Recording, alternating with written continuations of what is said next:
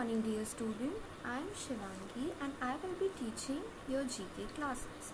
So children, before we begin with the chapter, let me show you how your book looks like. See your books, General Knowledge book by Kit Herald, and this is your first chapter which we will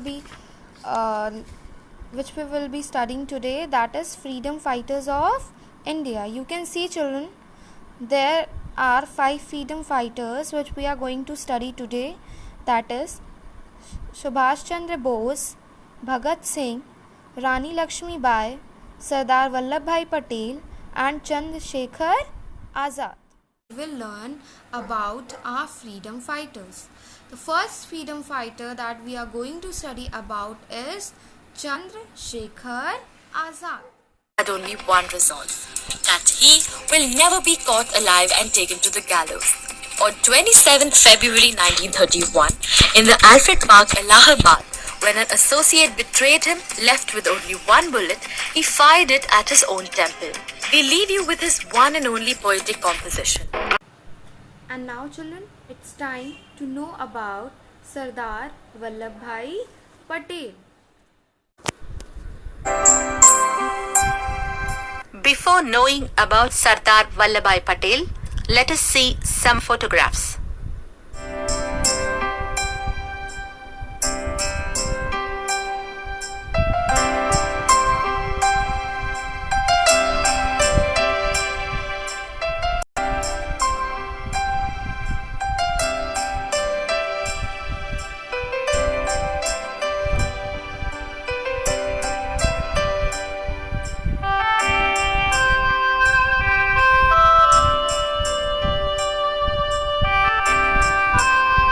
Students, you should also know the life of Sardar Vallabhbhai Patel, who was known in India as the man of steel. You know why he was called so? It is because he never compromised on his principles. Vallabhbhai, who belonged to middle class agricultural family, was born in the year 1875. He was very intelligent and a courageous person. There is a small example for his courage. Once, when he was a very small boy, Vallabhbhai suffered from a boil in the armpit. There was a man in the village who used to cure boils by touching them with hot iron. The boy went to him. The man heated the iron rod till it grew red. But he hesitated, seeing at the boy's tender ears. But he got angry. What are you waiting for? The iron will grow cold. Hurry up, brand the boil. The man was even more frightened. The boy picked up the glowing rod and burnt the boil. Those who watched him were shocked and screamed. Ah! But there was not even a trace of pain in the boy's face. Vallabhbhai, who completed his education, wished to become a barrister, but his father was poor and could not afford to send him to England to qualify for the bar. Vallabhbhai was, however, a person who believed in self-efforts. He therefore saved enough money by hard work and proceeded to England to study law.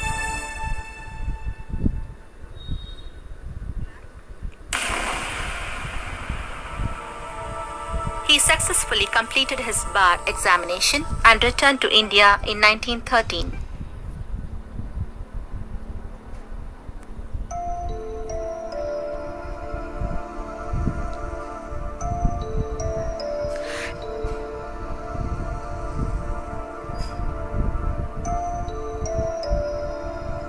He started practice at Ahmedabad, where he made a mark as a leading lawyer with a flourishing practice. In 1917, Vallabhbhai had the opportunity to meet Gandhiji, who organized a satyagraha against the tax collected by British government. Vallabhbhai took part in it. It was a success. Similarly, Vallabhbhai organized many satyagrahas and succeeded in it. he was conferred with the title of Sardar, which meant leader.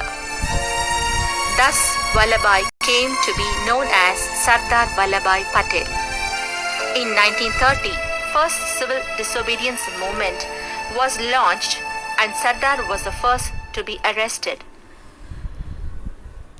On his release, he again took part in the movement and was arrested again.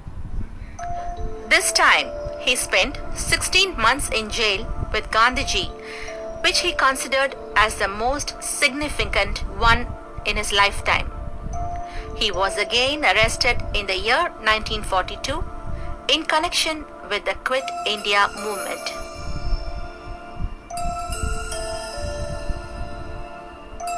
In 1946 September, when the government of India was formed, he became its home minister. Later, when India attained independence, he was appointed as the deputy prime minister. The British press hailed the services of Patel. This great man died in 1950 after a brief illness. And now children, now we are going to learn about Rani Lakshmi Bai, who was famously known as Jhansi Ki Rani, who was the leading warrior in India's first war of independence, which was fought in year 1857. Rani Lakshmi Bai was born on November 19, 1835 at Kashi. Her father's name was Morapant. Her mother's name was Bhagirathi Devi. Lakshmi's childhood name was Manikarnika, but affectionately she was called Manu in her childhood. Rani Lakshmi Bai was married to Gangadhar Rao in 1842. Gangadhar Rao was the king of Jhansi. In 1851, the Rani had a son. He unfortunately died when he was barely 4 months old. Raja Gangadhar Rao could not bear the shock, and after a long illness, he died on November 21, 1853. Jhansi became a major center of the revolt of 1857. Rani Lakshmi Bai of Jhansi began to strengthen security and started a volunteer army. Ordinary people also contributed to the revolt. In 1857, the kings of the neighboring state of Jhansi, Orchha and Datia attacked. Rani Lakshmi Bai defeated them successfully. In March 1858, the British army besieged the city of Jhansi. But Rani, with her adopted son Damodar Rao, was able to escape. Rani died on June 18, 1858. Rani Lakshmi Bai was the great heroine of the First War of Indian Freedom. So now children, we will learn about Bhagat Singh. He was an Indian revolutionary considered to be one of the most famous martyrs of the Indian freedom struggle.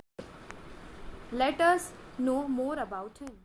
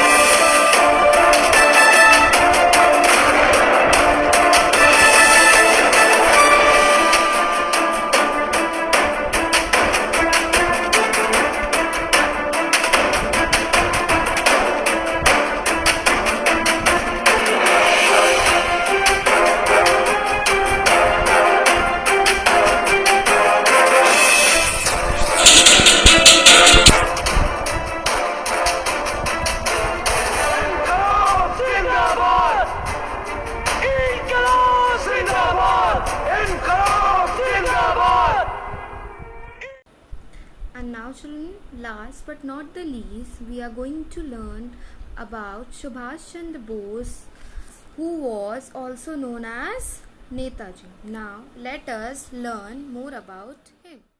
Let me also tell you about Subhash Chandra Bose. Before knowing about our leaders, let us see some of their photographs.